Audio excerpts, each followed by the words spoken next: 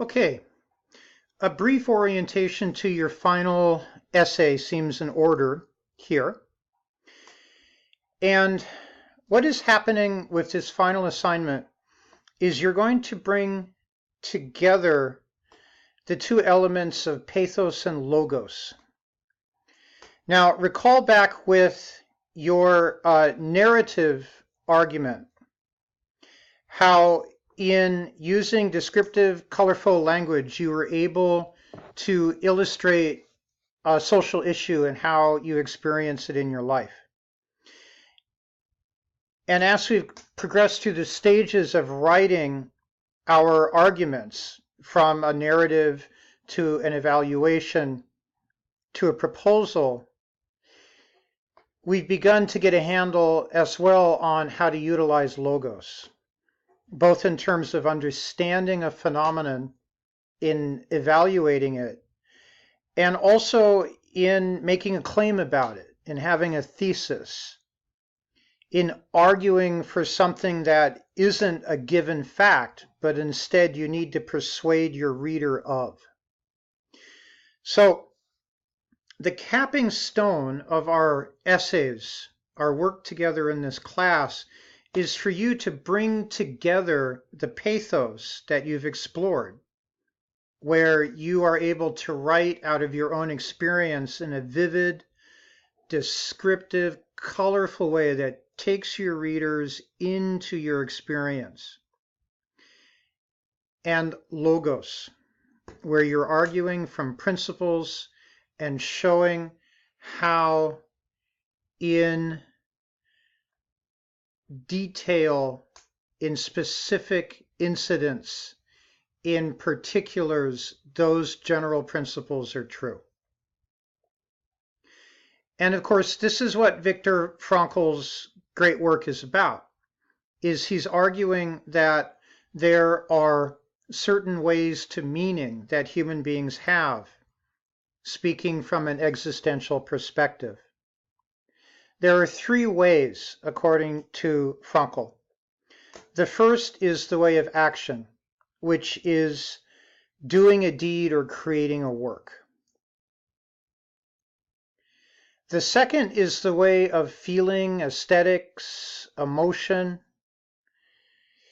and that is encountering someone or something. And the third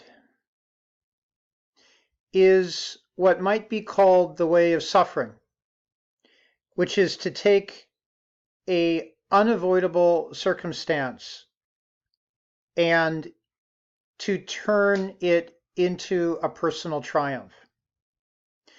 A lot of the situations being faced by the prisoners that we saw in the concentration camps were based in that third way to meaning, where, as in our getting cancer or having some other unavoidable catastrophe strike our lives, it's not that we chose what came at us, but the way that we choose to respond, the attitude that we adopt to any given circumstance, is the way to meaning for Viktor Frankl through the suffering that we will have to deal with in our lives.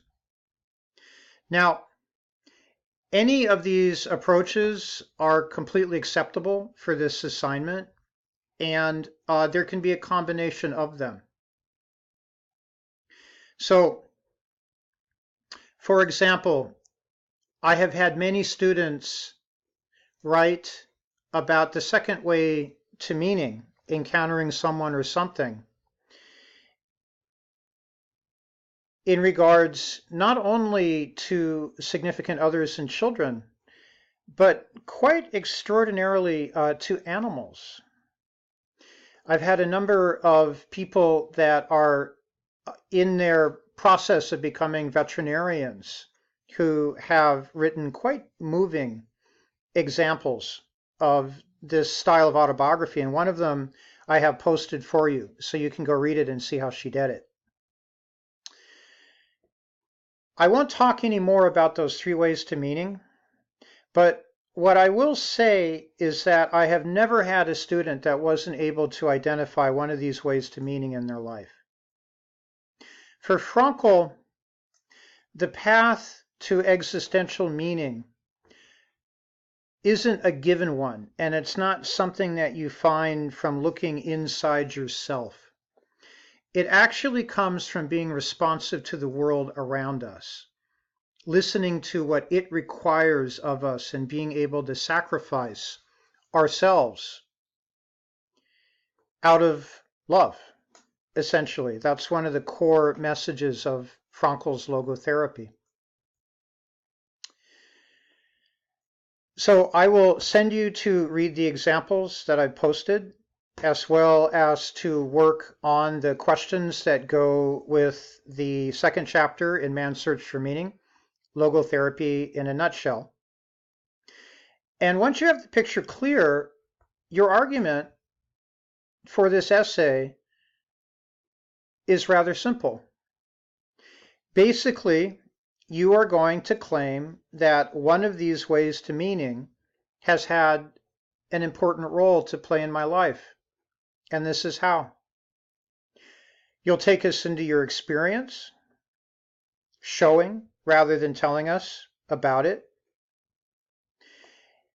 but it will have a particular focus where the logos that you're arguing is going to be the principles of logotherapy, as expounded by Viktor Frankl. So your overall persuasive argument here is based in the principles of logotherapy. That's the framework. That's the lens through which you are investigating your own life and discerning how these paths to meaning have taken place for you, and then being able in turn to convey them to your reader. If the essay is well matured, it should come out to around 5 pages.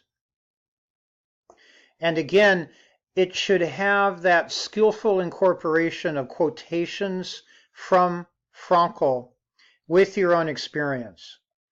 And if you want the best example of how to do that, go back and read sections of Experiences in a Concentration Camp. Frankl makes a claim. He makes a point. Then he supports it with evidence from his own experience, which draws you right into being in the camps with him. And then he brings it to a conclusion. So you will be able to use PIE throughout this essay. Okay, that's it. That's the orientation. I look forward to working with you on this assignment.